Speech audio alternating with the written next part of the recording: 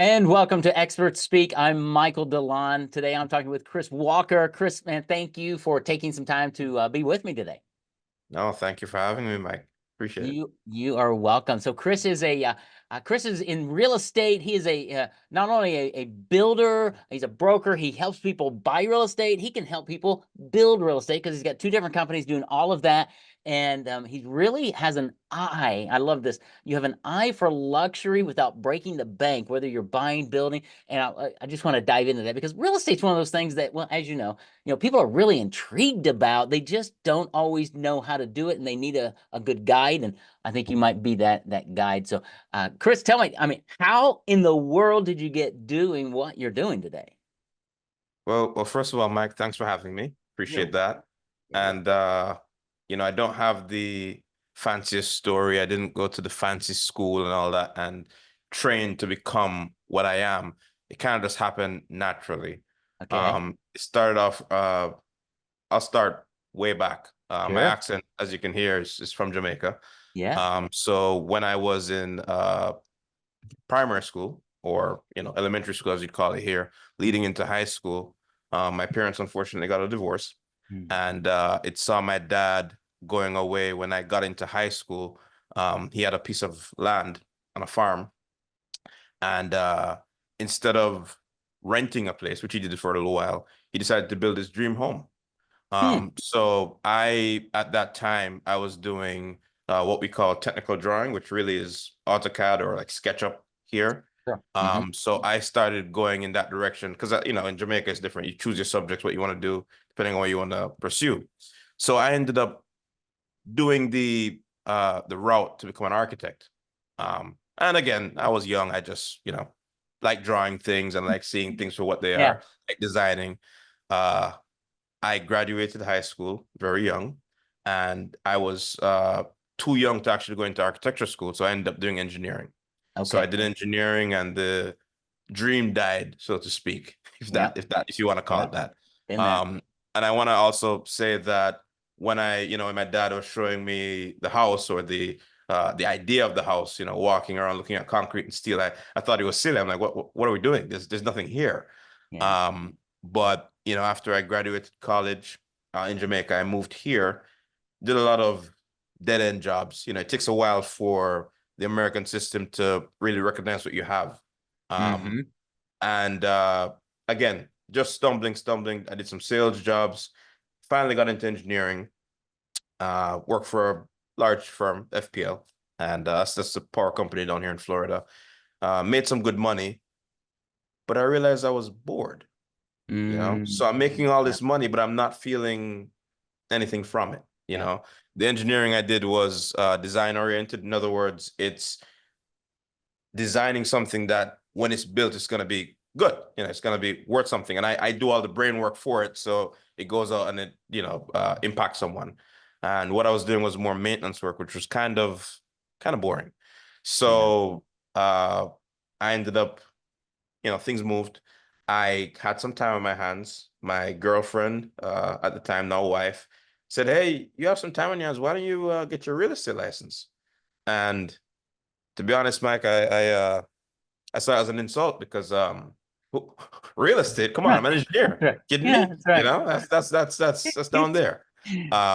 But I again I had time on my hands, so I thought about it a little bit deeper, and I said, well, why not? I just bought my house at the time, and the process that I went through, I realized that I could have done it myself. And Hmm. I didn't have a great process. It could have been a lot better. So I ended up doing a lot of the things for the realtor. So I got my real estate license, and here and there, the same guys I was working with, helped them buy homes, that kind of thing. Um, Ended up doing real estate alone for a little while, which, as anybody who is in real estate knows, it's pretty difficult, to Challenging. get Yeah. that momentum. I mean, you sell one house, that's great, but to keep it going, it's difficult. Yes. So I ended up while I was doing real estate, I was volunteering for this wealthy guy that wanted to build this mansion, and he just needed someone to talk to the contractors. So again, I told you I did AutoCAD in high school. So this is, 5, 6 years down the line. Sure. I just drew his house for him. Again, I don't know how things work here. And I'm meeting with people. Yeah. And I meet with some architects, some contractors, and one of the contractors say, "Hey, are you the architect?" And I'm like, "No, I'm just helping this guy out." And Yeah. I said, "Listen, if you know anybody looking for anyone in construction, let me know." And he says, "I'm looking." I said, "No, no." He said, "I know someone." I said, "Who?" And he says, "Me." I said, "Oh, wonderful." So that was my first job in construction. And to fast forward to today, I've worked for many GCs. I've been blessed to work in the pre-construction side of things. So that Hmm. ties perfectly into my real estate business because it's not just about, standing on site with big boots, watching something get built. I'm actually part of the, like I said, with the engineering I did, kind of all tied in together today, where I'm part of the the thought child of why are you doing this and Yeah, what's the best product for you, what's the best outcome for you. And with the company I have, I've chosen to deal with residential, so just homes. I deal with investors as well, so we might do some multifamily where they buy a piece of land and put 30, 40 units on it yeah. to make money, or just a regular guy or regular person looking for their dream home. So I help with all that. I Hope I love it. wasn't too long, but you get the No, picture. that's good because that's a great background to understand where you came from, how you've gotten here. I love the pivoting that you did along the way, and that's Yeah, entrepreneurial stuff, right? And yeah, now, if I can summarize what you're doing now, you're helping people. Well, I want to say build their dream home, but it's not just building because you could help them buy it as well. But I love the fact that you can take somebody out and say, "Here's the piece of property. Now let's imagine what your dream home looks like." And then yeah. you're the same guy who helps them get it done, which I love because they're not going after they're not talking to six different people and playing Right. the pointing game, right? Hey, it's his fault, it's his fault. Exactly. It's like, no, Yeah. I'm gonna take you from start to finish. Did I kind of summarize that? You did. You did. You did. And that's larger scale. It could be I just bought a house. What do you want me to do with this? Should I do an Yeah. addition? Should I just fix it up?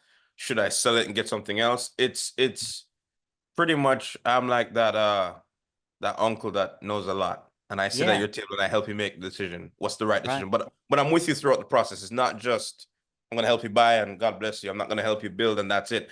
I am there along the way. So I can't recommend something I can't stand by because Right. I'm married to the result. I really am. Yeah, So, we are myself and my clients, um, we have the same goal, which yeah. is for them to be successful, get what they That's want. right. That's right. And so you're working primarily with residential. So Yes. families, whether Mhm. they're in a house now, their family's growing, they want to build a house for their family that or Mhm. maybe somebody saying, "Hey, my kids are growing, I've got grandkids coming up. I want to build the grandkid house where they Yeah. come and it's the family legacy." That those are two scenarios that you could really Yes. come along somebody is right? Yes, but also in addition to the residential where I'm going to live there, also investors, it's kind of good for them because I speak their language. I can speak Hmm. numbers. I can speak to in other words, I'm niched into residential, so I know exactly what you need if you're Yeah. doing anything residential. Commercial, Hmm. no, but residential, I can tell you the product. In other words, I can tell you, okay, go with condos here, go with a single family with an ADU, go with a townhouse, because I know the market, I know what it entails, I know what the demand brings, what Yeah, they're looking for. yeah, So, which is really good because you've got that expertise that, yeah, um, dare I say, money can't buy, right? That comes from experience and understanding the yeah, market and understanding what's going on. So, yeah, from an investor standpoint, obviously they're looking for return on investment, long term, all right. that. You put the wrong kind of unit in the wrong spot, you're going to have trouble from the get go, right? Yeah. Yeah. And I missed this in my intro, but I did when I got more serious into this. I do have a master's in real estate development as well. So I do Okay. understand I can actually have those conversations. I'm not just there is experience, but there's also the formal education too. Right. So The credibility and the credentials of going through all of that to really help people. And it is helping them get their dream home or a great investment property. yes.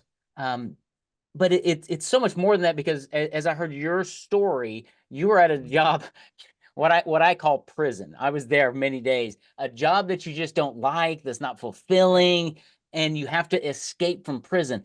And you help families get out of prison. You help investors not get into Exactly. prison Yeah. because you want, right? Yeah, that's actually that's a great way of putting it. I should use that. You, Yeah, yeah, you yeah. can use that. You're in prison now. I'm gonna help you get out of prison, and the investor, I'm gonna help you stay out of prison by doing this. Yeah, yeah, yeah, yeah. Absolutely. I like Yeah. it. You're the real estate warden. How about that? Yeah, I did. So Real estate cop. Yeah, there you yeah. go. Helping people just really understand, because I assume, especially with single family, but Yeah. sometimes investors as well, there are lots of questions, especially if you're Oh my investing in a goodness. Yeah. market you're not familiar with. But Yes. if you're Yes. building something, I mean, there are tons of questions from A to Z, and it sounds like you've got enough experience that you're going to be able to answer most of those, or find answers and bring them to the table and guide your client to the right solution. Well, here's the thing about both real estate and construction, okay? Hmm. And this is from years of experience and just talking to people. And if you've done anything in real estate, you'll understand. Rightfully so, everything is expensive.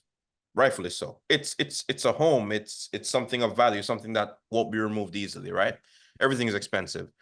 The problem is not the item being expensive. It's there is nobody who is objective enough to consult with you. In other words, okay, I want to build a house.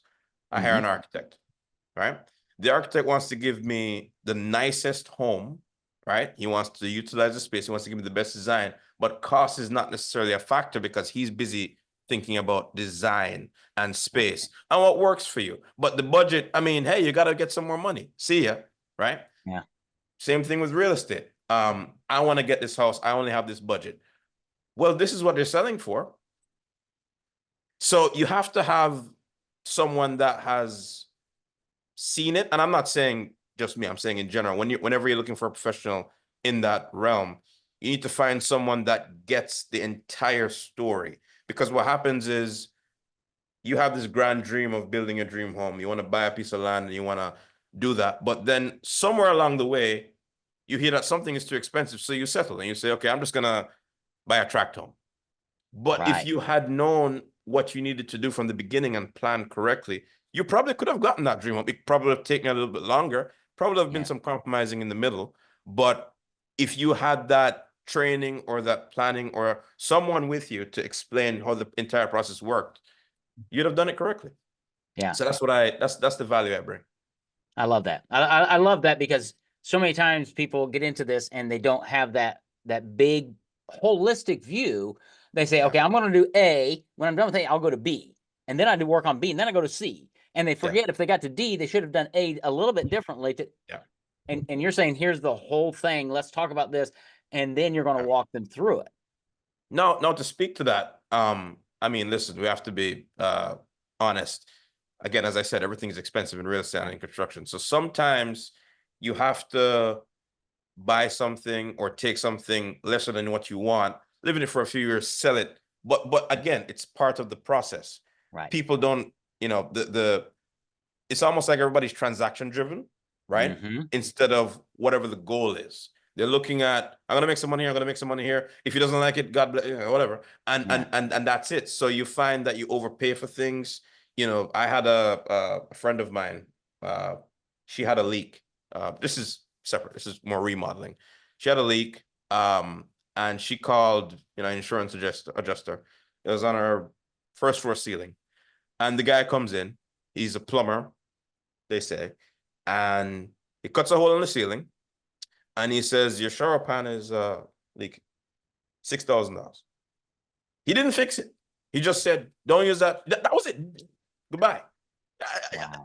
Outrageous. Outrageous. She doesn't know anything. She doesn't know what a shower pan is. And Right. and here we are. And that is a standard story in the life of residential, which is why I chose residential, because I feel like it's where the most impact is. Yeah.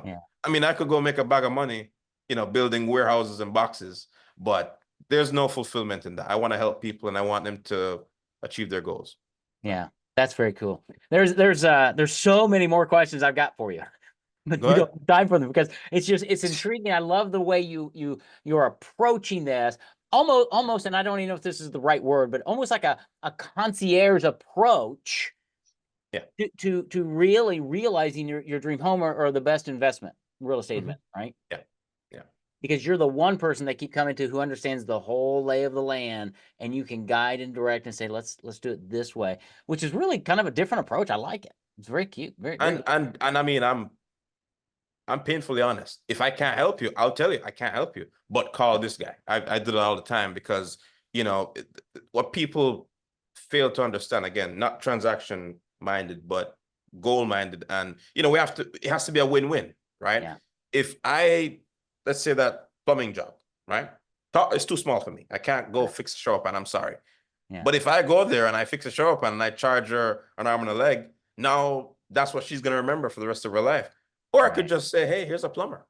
That's right. That's it. And then she'll call me again because she said, okay, well, Chris told me what to do this time. Now what do I do again? So, Jeff Bezos had this thing where he said, of course, Amazon, as you know, is customer centric. You know that. Oh, yeah. I think, and I don't want to botch it, for everybody who's going to fact check me, but he said he is essentially the water or the ocean for a boat. Wow. Wherever the customer goes, he's right there. That's kind of the idea behind my companies. Whatever the customer needs, I want to be there to assist them. I might not be their solution, but I can point them towards a solution, which is absolutely what they need. No, I love that.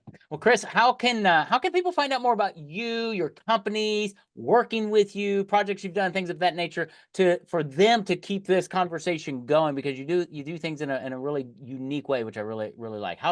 Where would they go? You can follow my LinkedIn. I post fairly frequently there. So it's you want me to you're I've gonna put got it in it. the show Nope, notes? we're going to link Okay. it in the show Okay. notes. I've already got that one. Yeah. And I also have a website that you can check out. Excellent. And funnily enough, I'm starting a podcast soon. So Good. you can check me out there as well. That's awesome. Okay. Well, that's good. Well, make sure you check him out, Chris Walker, the Residence Real Estate. We'll have all the information in the show notes to learn how you can really get, and I'm just going to kind of coin it, this concierge approach to real estate, to investing in real estate, and getting somebody who has a lot of experience to be on your side to help you achieve your goals, short-term, long-term. Chris seems to be the guy that you should work with. So, Chris, man, thanks for being my guest today on Expert Speak. Thanks for doing what you do the way that you do it. I really appreciate it. I think you're adding a lot of value. Appreciate it, man. Thanks for having me.